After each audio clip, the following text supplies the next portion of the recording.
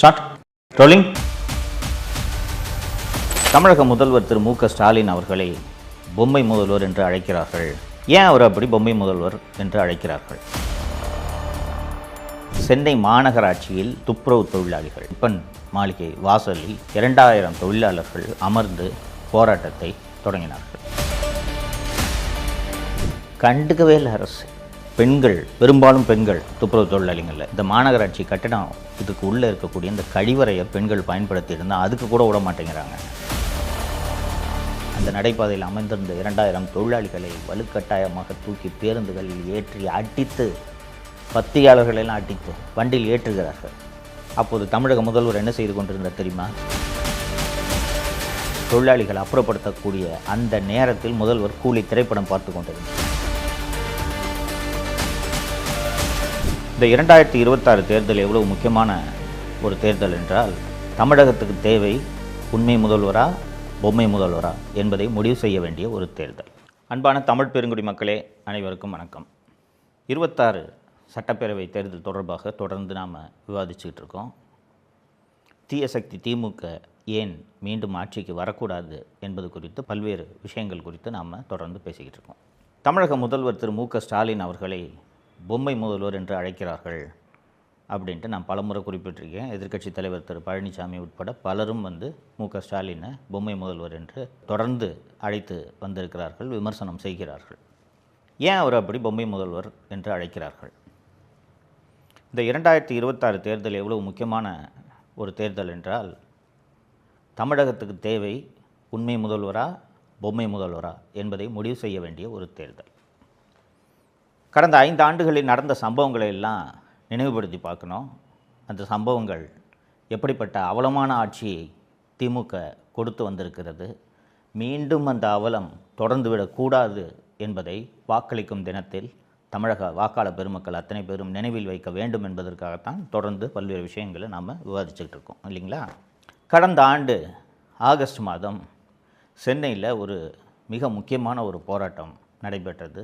ஒட்டுமொத்த தமிழகத்தின் கவனத்தை ஈர்த்த போராட்டம். அந்த போராட்டம் என்ன போராட்டம்னு கேட்டிங்கன்னா, சென்னை மாநகராட்சியில் பணியாற்றி வரக்கூடிய துப்புரவு தொழிலாளிகள், 2 மண்டலங்களைச் சேர்ந்த துப்புரவு தொழிலாளிகள் தனியார் மயத்தை எதிர்த்தும் பணி நிரந்தரம் கோரியும் சென்னை மாநகராட்சி கட்டிடம் இருக்கக்கூடிய அந்த ரிப்பன் மாளிகை வாசலில் 2000 தொழிலாளர்கள் அமர்ந்து போராட்டத்தை தொடங்கினார்கள். ஆகஸ்ட் 1, 2025 அன்று இந்த போராட்டம் தொடங்குகிறது. எப்படி தொடங்குதுன்னா, காலையில் எப்பவும் போல் வேலைக்கு கையெழுத்து போடுறதுக்கு அவங்க போகிறாங்க. போகும்போது, நீங்கள் நாளையிலேருந்து மாநகராட்சி ஊழியர்கள், ஒப்பந்த ஊழியர்கள் கிடையாது, நீங்கள் ராம்கி என்ற தனியார் நிறுவனத்து ஊழியர்களாக நீங்கள் மாறிவிட்டீர்கள், இனிமேல் நீங்கள் தனியார் நிறுவன ஊழியர்கள் அப்படின்னு சொன்னோன்னே, என்னங்க திடீர்னு இப்படி பண்ணிகிட்ருக்கீங்க? பணி நிரந்தரம் தொடர்பான எங்களது வழக்கு உயர்நீதிமன்றத்தில் நிலுவையில் இருக்கிறது. உயர்நீதிமன்றம் இந்த பணி நிரந்தரம் தொடர்பாக அரசும் மாநகராட்சியும் விரைவில் முடிவெடுக்க வேண்டும் என்று தீர்ப்பு அளிக்கக்கூடிய சூழ்நிலையில் இந்த போராட்டம் இருந்து கொண்டிருக்கிறது, எங்கள் நிலைமை இருந்து கொண்டிருக்கிறது. இப்படி இருக்கும்போது திடீர்னு போய் நாளையிலேருந்து நீங்கள் தனியார் ஊழியர்கள்னு சொல்கிறீங்களே, இது என்னங்க நியாயம் அப்படின்னு கேட்கும்போது, அதெல்லாம் முடியாதுங்க, நாளிலேருந்து நீங்கள் தனியார் நிறுவனம், வேணுன்னா வேலைக்கு வேணுன்னா போ, இல்லைன்னா போகாத அப்படின்னு சொல்லிடுறாங்க. மாநகராட்சி ஊழியர்களுக்கு என்ன பண்ணுறதுன்னு தெரியல. துப்புரவு தொழிலாளிகள் அத்தனை பேரும், துப்புரவு தொழிலாளிகள்னால் எவ்வளவு விளிம்பு நிலை மக்கள், ஏழ்மை மக்கள்ன்றது உங்களுக்கு தெரியும். நண்பர்களே, இந்த தொழிலாளிகள் எல்லாம் என்ன பண்ணுறாங்க, ரிப்பன் மாளிகை வாசல்லே அந்த நடைபாதை இருக்குதுல்ல, அந்த இடத்துல மேலே ஒரு ஷெல்ட்ரு, இந்த டார்பாலின்னு அது இதுன்னு எல்லாத்தையும் போட்டு உட்காந்துறாங்க. 2000 பேர் உட்காந்துடுறாங்க. முதல் 3 நாட்களுக்கு இவர்களை யாருமே கண்டுகொள்ளவில்லை. அதற்கு பிறகு ஒவ்வொரு ஊடகமாக போகுது, ஊடக வெளிச்சம் கொஞ்சம் கொஞ்சமாக அவங்களுக்கு கிடைக்குது. ஃபஸ்ட் யூடியூப் சேனல்ஸ் தான் போச்சு, மெயின் ஸ்ட்ரீம் மீடியா யாருமே போய் அவங்க போராட்டத்தை கண்டுக்கல. யூடியூப் சேனல்ஸ்லாம் போய், நாங்கள் சவுக்கு மீடியா சேனலும் போனோம், யூடியூப் சேனல்ஸ்லாம் போய் பேட்டி எடுத்து போட்ட உடனே அவங்க கஷ்டத்தை சொல்கிறாங்க. இதை பாருங்கள், நாங்கள் ரோட்டை பிளாட்ஃபாரத்தில் உட்காந்துருக்கோம், பெண்கள், பெரும்பாலும் பெண்கள் துப்புரவு தொழிலாளிகள் இல்லைங்களா, பெண்கள் இருக்கோம். போராட்டம் தொடங்கின உடனே இந்த மாநகராட்சி கட்டிடம் இதுக்கு உள்ளே இருக்கக்கூடிய இந்த கழிவறையை பெண்கள் பயன்படுத்தி இருந்தால் அதுக்கு கூட விட மாட்டேங்கிறாங்க.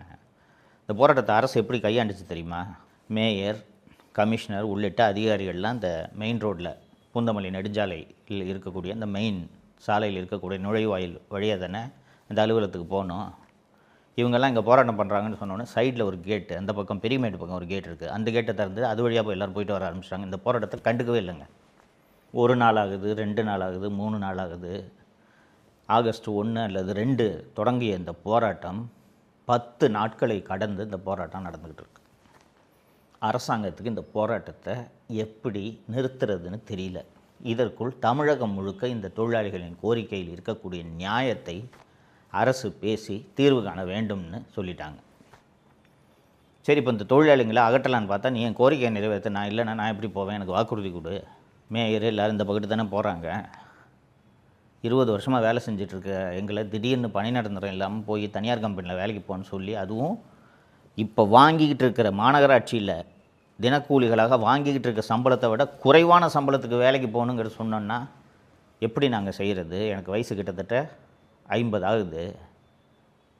இந்த சம்பளத்தை நம்பி நான் வட்டிக்கு வாங்கியிருக்கேன், கடன் வாங்கியிருக்கேன், பிள்ளைங்களை படிக்க வச்சுக்கிட்டு இருக்கேன். திடீர்னு என்னை போய் தனியார் நிறுவனத்துக்கு குறைந்த சம்பளத்துக்கு வேலைக்கு போனால் நான் எப்படி போகிறது? நாங்கள் எங்கள் கோரிக்கை நிறைவேற்றாமல் போக மாட்டோம்னு சொல்லிட்டாங்க. தோழர்களே, கடந்த அண்ணா திராவிட முன்னேற்ற கழக ஆட்சி, குறிப்பாக திரு எடப்பாடி பழனிசாமி அவர்கள் முதல்வராக இருந்தபோது தமிழகத்தில் எங்கு பார்த்தாலும் போராட்டங்கள் நடந்து கொண்டிருக்கும். கதிராமங்கலத்தில் ஒரு போராட்டம் நடக்கும், மீத்தேன் இருக்குது ஒரு போராட்டம் நடக்கும், 8 வழிச்சாலைக்கு எதிராக ஒரு போராட்டம் நடக்கும், போக்குவரத்து தொழிலாளிகள் போராட்டம் நடக்கும், அரசு ஊழியர்கள் போராட்டம் நடக்கும். எல்லா போராட்டத்திலையும் அப்போது எதிர்க்கட்சி தலைவராக இருந்த திரு மு க ஸ்டாலின் நேரடியாக போயிடுவார். போயிட்டு உங்கள் வாக்குறுதி எல்லாத்தையும் நிறைவேற்றுறேன், அடுத்து நம்ம ஆட்சி தான் அப்படின்னா அத்தனை பேருக்கும் வாக்குறுதிகளை அளித்தார். இன்னும் சொல்ல போனோம்னா, பெரும்பாலான போராட்டங்களை திமுக நிதி உதவி அளித்து தூண்டி விட்டது என்பது தான் உண்மை. பெரும்பாலான போராட்டங்களை திமுக தூண்டி விட்டுச்சு. இந்த தொழிலாளிங்க போராடிக்கிட்டு இருக்காங்க, கண்டுக்கவே இல்லை அரசு. சென்னையில் மையப்பகுதியில் சென்ட்ரல் ஸ்டேஷன் பக்கத்தில் ரிப்பன் மாளிகையின் வாசலில் 2000 தொழிலாளிகள் சாலையில் அமர்ந்து போராடி கொண்டிருக்கிறார்கள். ஊடகங்கள் தொடர்ந்து இதை செய்தியாக்கி கொண்டிருக்கின்றன தினந்தோறும். அது கிட்டத்தட்ட ஒரு சுற்றுலாத்தலம் மாதிரி ஆகிப்போச்சு.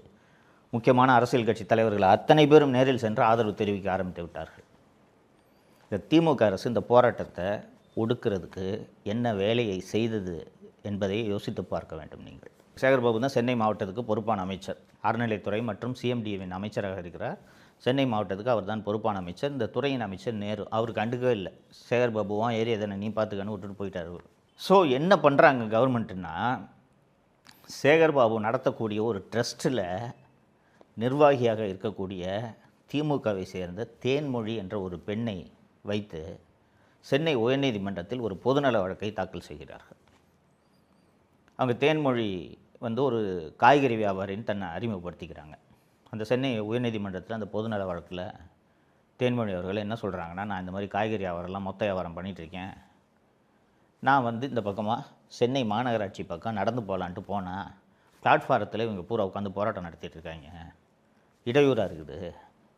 உடனடியாக நீதிமன்றம் இந்த போராட்டத்தை தடை செய்து அங்கே போராடும் தொழிலாளர்களை அப்புறப்படுத்துறதுக்கு உத்தரவு போடணும் அப்படின்னு ஒரு மனுவை தாக்கல் செய்கிறாங்க. இந்த மனு எப்படி தாக்கல் செய்யப்பட்டதுன்றது தான் அந்த தேன்மொழி யாருன்ற விவரத்தை சொன்னோன்னே உங்களுக்கே தெரியும்.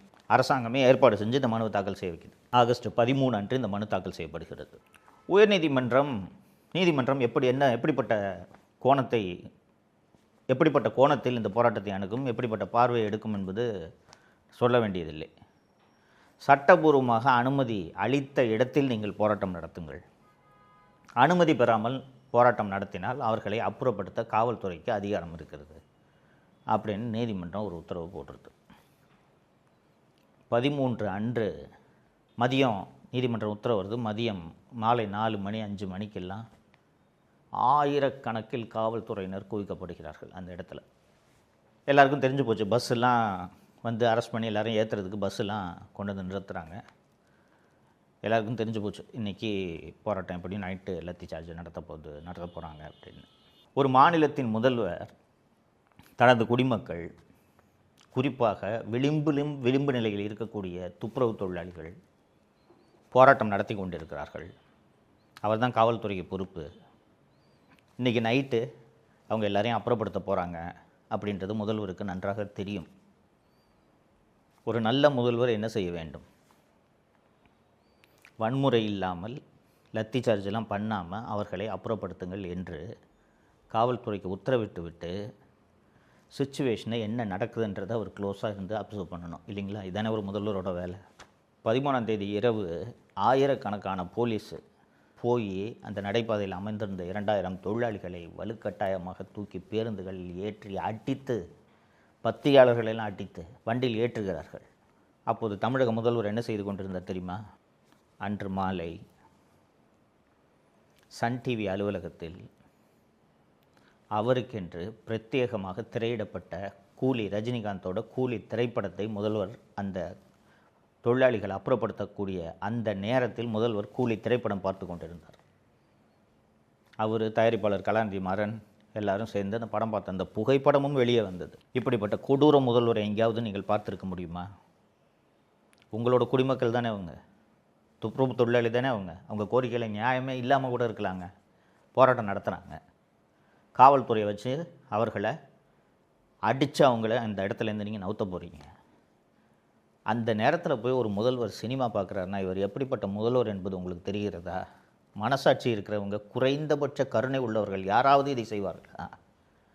இன்னொன்று, ஒரு சீஃப் மினிஸ்டருக்கு வேலை போய் படம் பார்க்குறதாங்க. உங்கள் சொந்தக்கார கம்பெனி சன் பிக்சர்ஸ் தயாரித்த படம்னா ஏன் 2 நாள் கழித்து பார்த்தா ஆகாதா? அப்படி என்ன சினிமா பைத்தியம்? இதுதான் ஆட்சி நடத்தும் லட்சணமா? இது ஒரு நல்ல முதல்வருக்கு அழகா? இவரை ஏன் பொம்மை முதல்வர்னு சொல்கிறாங்கன்னு இப்போ தெரியுதா? ஒரு நல்ல முதல்வர் சிச்சுவேஷனை க்ளோஸாக உட்காந்து எனக்கு மினிட் பை மினிட் அப்டேட் வேணும்னு பார்க்குறவர் தானேங்க ஒரு நல்ல முதல்வர். சினிமா பார்த்துட்டு அந்த சினிமாக்காரங்க கூட, இயக்குனர் கூட, தயாரிப்பாளர் கூடலாம் ஃபோட்டோ எடுத்துக்கிட்டு என்னமோ சம்மந்தமே இல்லாமல் பக்கத்து மாநிலத்தில் இந்த சம்பவம் நடக்கிறது மாதிரி வேடிக்கை பார்த்து கொண்டிருக்கக்கூடிய ஒரு முதல்வர் ஒரு முதல்வரா? இவர் பொம்மை முதல்வர் இல்லாமல் வேறு என்ன முதல்வர் இவர்? இப்படிப்பட்ட பொம்மை முதல்வர் மீண்டும் ஆட்சிக்கு வர வேண்டுமா, அல்லது உண்மையான முதல்வர் ஆட்சிக்கு வர வேண்டுமா என்பதை நீங்கள் சிந்திக்க வேண்டும் என்பதற்காகத்தான் கடந்த காலத்தில் நடந்த சம்பவங்கள் ஒவ்வொன்றாக உங்களுக்கு ஞாபகப்படுத்தி கொண்டிருக்கிறேன். தோழர்களே, இது ஒரு சாதாரண தேர்தல் இல்லை, இது ஒரு தேர்தல் தானே. ஏதாவது ஒரு கட்சிக்கு ஓட்டு போடுவோம், டிஎம்கே மாதிரி மாதிரி தானே வருது.